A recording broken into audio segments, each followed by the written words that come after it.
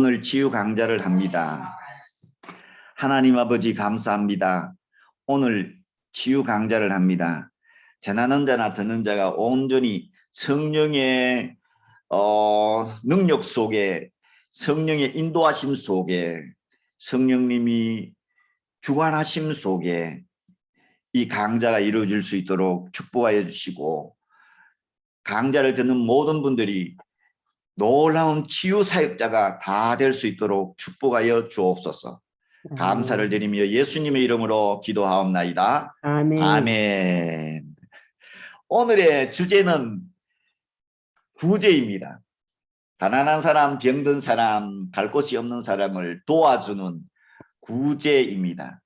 성경은요, 마태복음 5장 끝나고 6장에 보면은 딱 나오는 것이, 사람에게 보이려고 그들 앞에서 너희 의를 행하지 않도록 주의하라. 그리하지 아니하면 하늘에 계신 너희 아버지께서 상을 받지 못하시리라 라고 말씀하시면서 세 가지 주제를 말씀합니다. 하나는 구제, 하나는 기도, 하나는 금식 또는 금식 기도. 이 내용을 말씀해 주시면서 하늘에 상이 있으리라. 여러분들께서 선교 사역 하시고 목회 사역을 하시는 동안에 여러분들이 하신 모든 사역을 통해서 상을 받으시기를 원하십니까? 아멘. 그러면은 바른 구제를 해야 된다는 것이죠. 그래서 구제를 잘못한, 또 잘못된 구제, 위선적인 구제 또는 헛된 구제, 이런 구제를 바로 고쳐주는 치유입니다. 아이고, 선교사님, 구제 말로 꺼내지 마십시오. 제 먹고 살기도 힘드는데 무슨 구제를 한단 말입니까? 구제하면 돈 나가고 구제하면은 손해보는데, 저는 여러분들에게 말씀드립니다. 구제는 절대로 손해보는 장사가 아니고 이익이 남는 장사이다. 한번 해봅시다. 구제는 이익이 남는 장사이다. 이익이 남는 장사이다. 여러분들의 목회가 아주 축소됐고 여러분들의 선교가 아주 보잘것없고 풍요하지 못하다면 이제부터 구제하십시오. 구제하면 이익이 남습니다. 잠언서 11장 24절에서부터 25절 말씀, 여러분들 꼭 적으시고 외워놓으시면 좋겠습니다. 내용이 무엇이냐면은 흩어 구제하여도 더 부유하게 된다고 했습니다.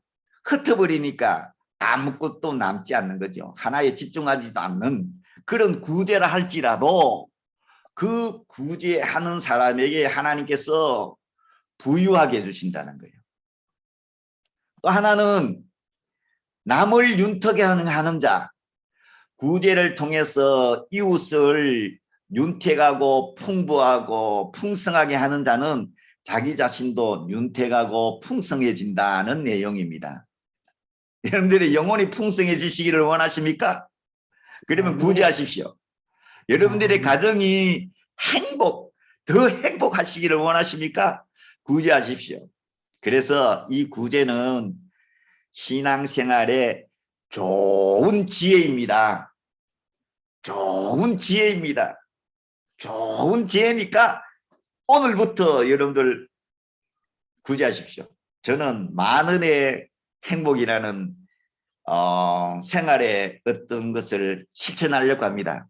만원을 통해 가지고 정말로 그런 사람에게 같이 식사하면서 복음을 전하고 싶고, 만원 한 끼밖에 안 되지 못해요. 한 끼 밥 먹는 것밖에 되지 못해요. 그래서 두 사람은 2만 원밖에 되지 않지만은 이걸 통해서 실천하게 될 때 우리 영혼이 살아나게 되는 것이죠. 그래서 구제라는 것은 복음입니다. 복음. 이 복음입니다. 복음. 구제가 복음이다. 야, 목사님, 구제가 무슨 복음입니까? 당장 내 살기도 힘드는데. 구제는 행동으로 사랑을 실천하는 것이기 때문에 그렇습니다. 실천하는 도구를 주셨는데 그것이 바로 구제입니다. 하나님을 우리 사랑하라고 했죠? 어떻게 해요? 마음을 다하고 힘을 다하고 목숨을 다하고 지혜를 다하여 사랑하기 때문에 가난한 사람 보면은 그 사랑의 은혜, 사랑의 역사를 통해서 구제하게 되는 것이죠. 또 내 이웃을 내 몸과 같이 사랑하라 했잖아요. 자기 자신같이 사랑하라 했는 그 사랑에 의해서 우리는 이웃을 구제하고 도와주는 것이죠. 이 세상에 구제할 일 굉장히 많죠. 일반적으로 교회는 언제 구제합니까? 성탄절 때. 성탄절 헌금 모으면 그걸 가지고 쌀도 사고 해가지고 김치도 해가지고 나누어 주게 되는 것이죠. 진정한 구제는 언제 구제하는 것일까요? 진정한 구제는요, 가난한 사람, 갈 곳 없는 사람, 병들어 병원비가 없는 사람, 그 사람들이 가장 힘들고 어려울 때 도와주는 것이 바로 구제입니다. 그렇게 되면 파산한 이웃이 다시 용기를 얻고 힘을 얻어서 다시 시작할 수 있게 되는 것이죠. 그 사람들이 교회에 왔을 때 그 사람들은 야, 나에게 있어서 좋은 대상자를 만났다. 야, 하나님께서 나에게 보내주셨구나. 야, 이런 좋은 기회가 어디 있냐라고 여러분들 눈이 확 뜯어야지 구제가 복음이 되는 것입니다. 갈 곳이 없는 선교사 어디 갈고 할 때 여러분들은 눈을 켜고 보고서 그 선교사님을 찾아서 자기 가정에 모시고 안 그러면은 뭡니까 여관비를 해가지고 하게 되면 그것이 자기 자신의 영혼을 윤택하게 하는 복음의 역할을 감당하게 되는 것입니다. 병들어 가지고 딱 검사해 보니까 이거 야 병원비 만만찮네. 그러고 난 다음에 포기하는 사람이 있잖아요. 생을 포기하려고 하는 사람에게 찾아가서 그 사람의 병원비를 다 대줄 수는 없지만 일부 다 도와주면서 힘을 내십시오. 예수님이 당신을 고쳐주실 것입니다. 예수님이 도와주실 것입니다. 최선을 다하겠습니다. 해보십시오. 그 사람 우리 교인이 되는 거예요. 교인이 되는 거예요. 그냥 막 아이고 우리 주위에 일어나는 그런 평범한 일이라고 생각하지 마시고요. 병든 사람이 우리에게 찾아왔을 때 기회다. 영혼을 구원할 수 있는 기회다. 하나님께서 나에게 기회를 주셨구나. opportunity를 주시는구나. 그렇게 생각하시게 되면 그 다음부터 부흥의 역사가 일어나게 되고요. 자기 자신이 부흥하게 되고요. 교회가 부흥하게 되고요. 그때부터 하나님께서 여러분들의 교회에 귀신 들린 사람, 병든 사람 치유하는 능력이 역사가 나타나게 될 것입니다. 믿습니까? 아멘. 야, 구제는 복음이다. 구제는 복음이다. 구제는 나를 윤택하게 하는 하나님이 주신 도구이다. 기회다. 이것이 오늘의 주제입니다. 예수님은 참 사역을 많이 하셨습니다. 그죠? 예수님은 공생애를 시작하시기 전에 효도를 다 하셨고요. 그 다음에 시작하시면서 설교하시고 전도하시고 기도하시고 또 병든 사람을 고치고 귀신 들린 사람의 귀신을 쫓아내 주시고 그 와중에서도 제자 훈련을 시키셔가 제자를 파송하시고 또 가정이 신방받기를 원하면 가정 신방도 하시고 예수님은 모든 일을 다 했습니다. 세금 납부도 예수님 잘하셨어요. 그런데 여러분들은 보리떡 5개와 물고기 2마리로 장정만 5천 먹이는 그 먹이는 사건을 하나님의 아들이신 예수님의 능력 거기에 초점을 맞추는 경우가 많이 있겠지만은 또 구제의 입장에서 보면은요 배고프고 헐벗고 그런 분들을 예수님께서 그냥 보시지 아니하시고 그 작은 구제를 통해서 전체 사람 같으면 한 2만 명 정도를 먹이게 된 것입니다. 보리떡 5개와 물고기 2마리로 구제를 했더니 5,000명을 먹이시는 역사가 나타나게 된 것입니다. 아멘. 몇 배입니까? 이 구제가 이렇게 좋은 복음입니다. 여러분, 이제 구제를 한번 시작해 보십시오. 작은 일에서부터 시작하시게 되면 하나님께서 더 크게 복을 주실 것입니다. 그리고요, 이 구제는 의를 행하는 것이라고 했습니다. 사람에게 보이려고 의를 행하지 않도록 주의하라 하면서 3가지를 말씀하셨거든요. 예배가 하나님 앞에 의고, 또 성경에 나오는 것 같이 기도가 하나님 앞에 의고, 금식기도, 금식이 하나님의 의입니다. 구제는 하나님의 의가 아닙니까? 아니에요.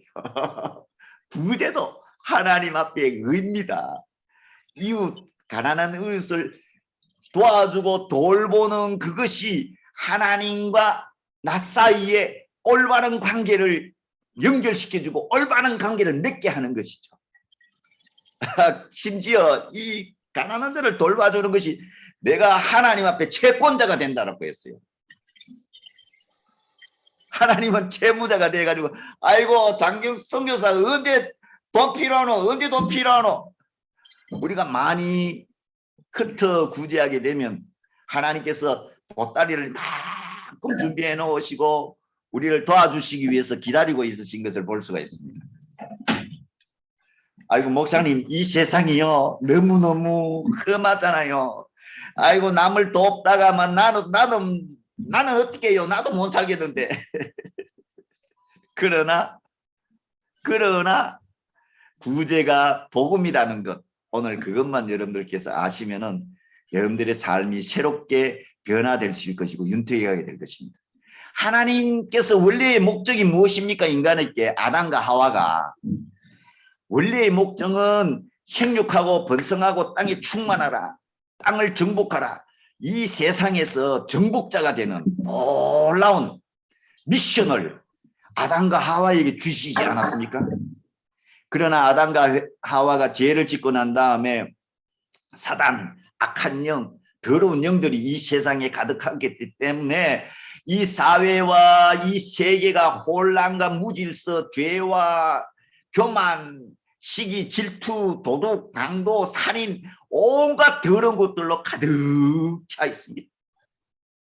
이 가득 차 있는 이 세상에 악한 사람들이 부를 다 가져가 가지고 가난한 자와 부자가 이렇게 살게 된 것이죠.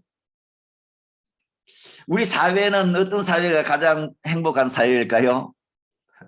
사회학자들은요 70% 이상 중산층이 많으면은 이 사회가 안정되고 행복하고 좋은 사회라고 합니다. 그러나 그렇게 됩니까? 통계를 보면은 통계도 나는 보기 싫어. 우리나라에 2채 이상 집을 가진 사람들이 이 세상에 우리 한국의 부를 뭐 거의 70~80% 이상을 다 차지하고 있다고 합니다. 빈부의 격차가 굉장히 심하게 된 것이죠. 아이고 빈부의 격차가 심한 이 사회를 예수님 어떻게 해야지 되겠습니까? 다른 방법이 없어요. 다른 방법은 바로 우리 자신이 이웃에게 사랑과 긍휼로 구제하는 것입니다. 구제의 손길만 뻗어도 역사가 나타나게 됩니다. 구제에 아주 작은 돈을 가지고 도와줘도 그 다음에 하나님의 역사가 나타나게 됩니다. 일반적으로 구제는 사회적인 또는 의무와 책임이라고 이야기하지만 구제는 무엇일까요? 구제는 신앙생활입니다. 내가 신앙생활 잘하느냐 못하느냐는 뭐 예배 잘 드리고 기도 잘하고 또 뭐를 잘하고요. 제자훈련도 잘하고 뭐 잘하고 그 중에 하나가 뭐냐면 구제입니다. 구제생활. 신앙생활이 바로 구제생활이고 구제생활이 신앙생활입니다. 예수님이 하신 사역을 쫙 해보면 한 9가지 내지 10가지 정도 쫙 있는데 그 중에 하나가 구제생활입니다. 왜냐하면은요, 구제 아무나 할 수 있습니까? 사랑 아무나 할 수 있습니까? 뭐네요, 뭐네요. 사랑이 있어야 구제하고 긍휼이 있어야 구제하는 것입니다. 사랑이 있으면 자연스럽게 구제하게 되고, 아이고 불쌍해라, 아이고 불쌍해라. 우리 선교지에 있는 저 뒷집에 그 할아버지, 아이고 불쌍해라. 그러면 작은 거 하나라도 가져가 가지고 이렇게 나누면 그때부터 관심을 갖게 되고, 교회에 대해서, 예수님에 대해서 관심을 갖게 되고, 그때부터 복음의 역사가 나타나게 되는 것입니다. 그렇기 때문에 구제는 국가가 해야 될 일도 아니고 사회한테 맡겨야 될 일도 아니고, 바로 누가 해야 되는 거예요? 우리 자신이, 교회가 신앙생활하는 것이다. 신앙생활 속에 구제가 있다 하는 것을 아시게 된다면 우리의 관점이 바뀌어지게 되고, 사회가 교회에 대해서 칭찬하게 되고, 아이고 잘했다, 아이고 잘했다. 이기적이지 않는 교회, 남을 도와주는 당신, 아이고 우리 옆에 있는 이웃이 이렇게 좋아요. 아이고 우리 동네에 있는 선교사님 이렇게 구제를 잘 하시는구나. 사랑이 얼마나 많은지 이렇게 되게 되는 것입니다. 자, 구제는 우리를 윤택하게 한다. 뿐만 아니라 이웃도 윤택하게 하는 하나님이 좋으신 길이다 하는 것을 오늘 제가 여러분들에게 계속적으로 말씀해 드리고 싶습니다. 그런데 이 세상은 어떻습니까?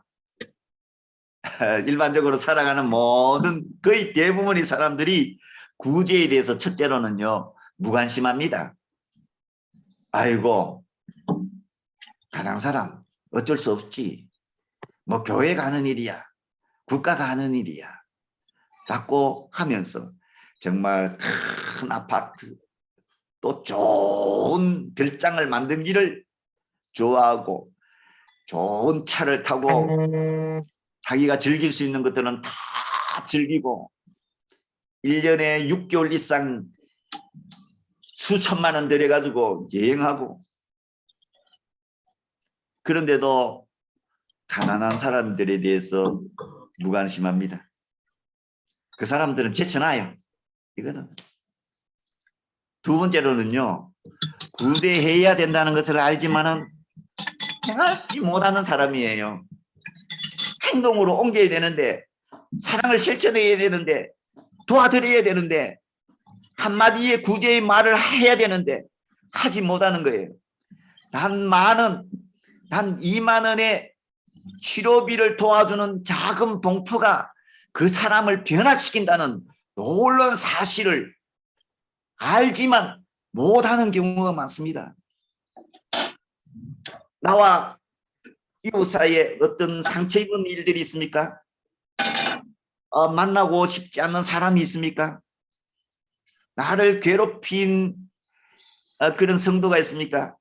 작은 봉투나 조그마한 선물을 준비해서 어떤 계기가 될 때, 뭐 생일이나 무슨 계기가 될 때 한번 선물하시고 한번 해보세요. 그러면요 확 바뀔 겁니다. 확 바뀔 겁니다. 그렇기 때문에 우리가 구제를 알지만은 행하지 못한다면 이제부터 행동으로 옮기셔야 돼요. 행동. 그러면 그때부터 뭐가 일어나는지 압니까? 기적이 일어납니다. 치유의 기적이 언제 일어나느냐면요, 치유의 기적은 긍휼이 있고 긍휼을 실천하고, 또 그 사람을 사랑하고 또 사랑을 실천할 때에 기적이 일어나는 거예요. 변화가 일어나게 되는 것입니다. 자, 그 다음에 세 번째로는요, 긍휼을 행하지만은 자기 자신을 위해서 긍휼을 베푸는 거예요. 도와주면서 자기 이름을 내고, 또 도와주면서 자기의 명예를 내고, 선거철이 되면은 구제하는 사람들이 상당히 많아요. 그래가지고 막 도와주죠. 자기 이름을 드러내는 거. 하늘의 상급이 하나도 없어요. 하나도 없어. 하나도 없어. 사람에게 보이려고 하는 모든 것들은 다 무, 공, 허공을 치는 소리와 같이 되어버리는 것이죠. 교회도 이런 거 잘하죠. PR 구제하면서 누구 어떻게 구제하고 뭐 실제로는요. 구제할 때 조심해야 돼요. 왜냐하면 떠버리게 되면은 구제를 받는 사람들이 도움을 받는 사람이 자존심이 상하고 마음에 상처를 입어요. 도움 받는 거 그거 자체도 굉장히 마음에 부담이 되는데 다 떠버리면은 다 공개되어 버리면은 얼마나 마음에 상처를 입겠어요. 그렇기 때문에 은밀하게 오른손이 하는 것을 왼손이 모르게 구제를 해야 된다고 합니다.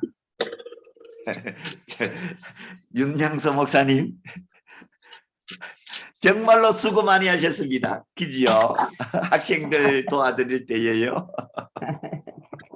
이제 은퇴하셨지만 지금부터 시작해도 돼요. 지금부터 구제를 정말로 어느 손이 하는 것을 왼손 모르게 은밀하게 그렇게 하면 하늘에서 상급이 있게 될 것입니다.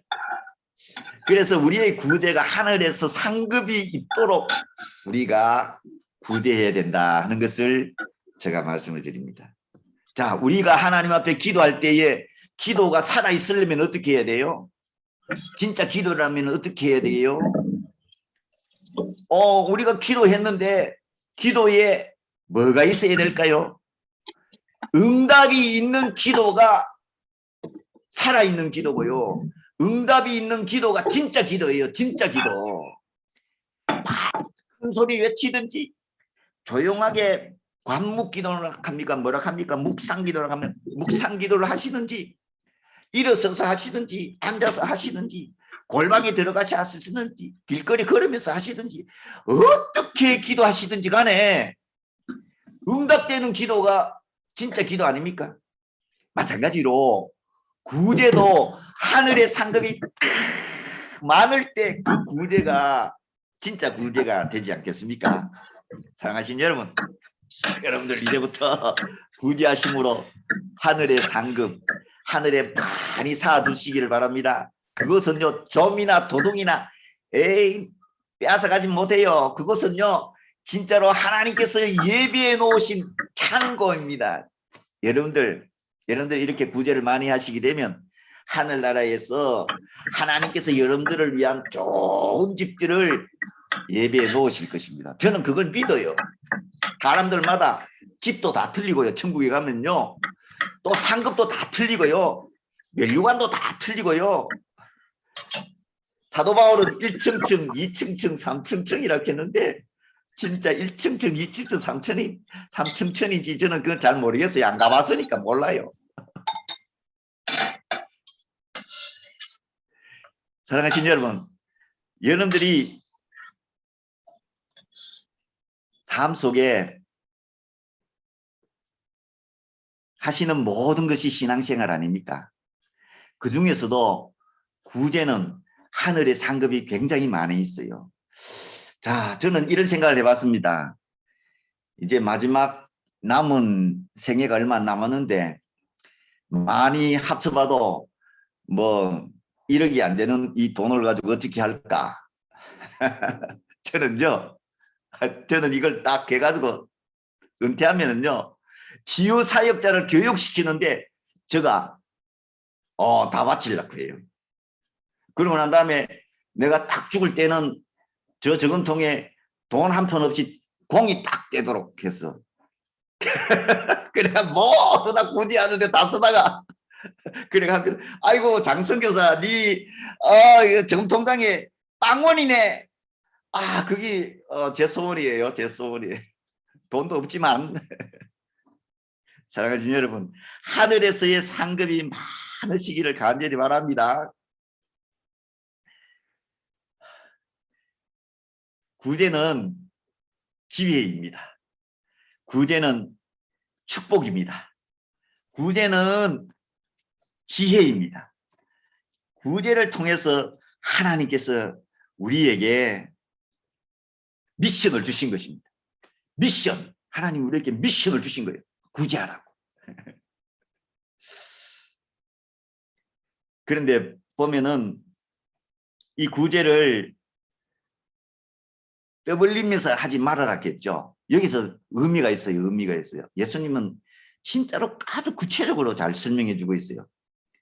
길거리나 회당에서 구제하지 말아라. 왜냐하면 이 장소도 굉장히 중요한 것입니다. 장소. 구제의 지혜 속에 들어가면 장소가 굉장히 중요해요. 사람들이 모르게 구제하라는 거죠. 누가 구제했는지 몰라라. 이거 목사님 그래가지고 뭐 구제해가지고 무슨 뭐 보람이 있어요. 아 실제로는 그렇습니다. 보람은 자기에게 있고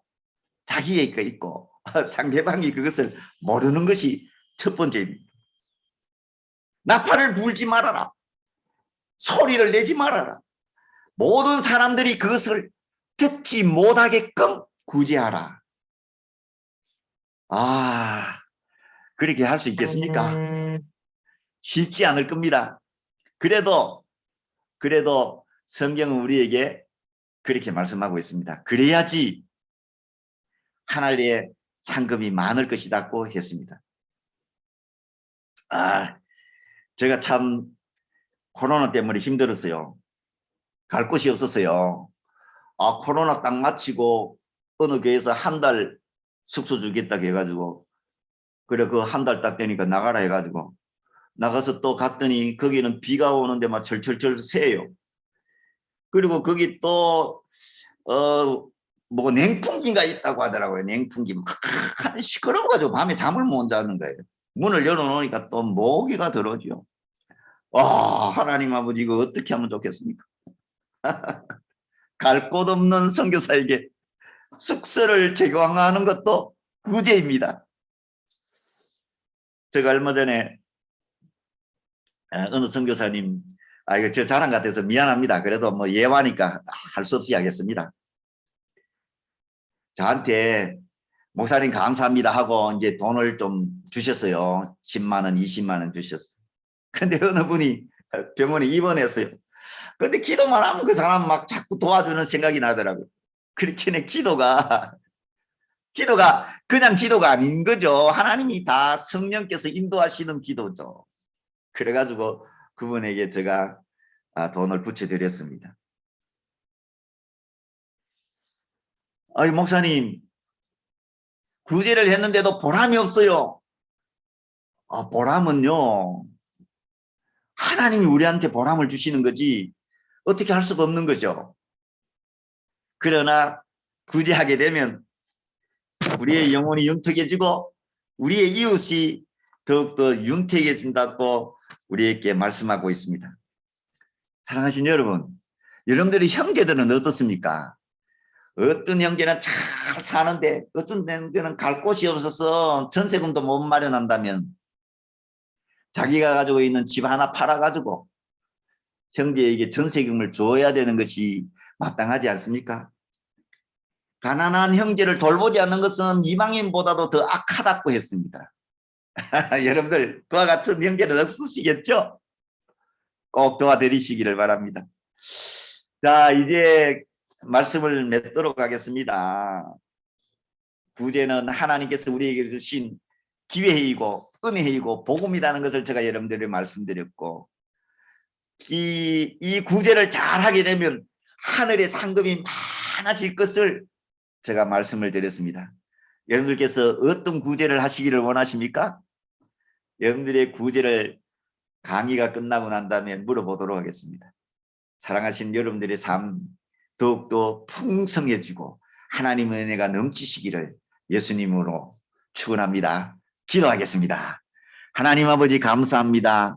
하나님이 주신 놀라운 구제에 대한 내용을 전했습니다. 복음이고 지혜이고 기회이고 또 하늘의 상급이 많은 이 구제를 우리가 실천함으로 하나님의 복이 임하여지게 하시고 특별히 우리 이웃이 풍성해지게 해주시고 나 자신도 풍성해질 수 있도록 영적으로 풍성해지고 마음도 풍성해지고 물질도 풍성해지고 풍성한 우리의 삶이 될 수 있도록 축복하여 주옵소서. 감사를 드리며 예수 그리스도의 이름으로 기도하옵나이다. 아멘.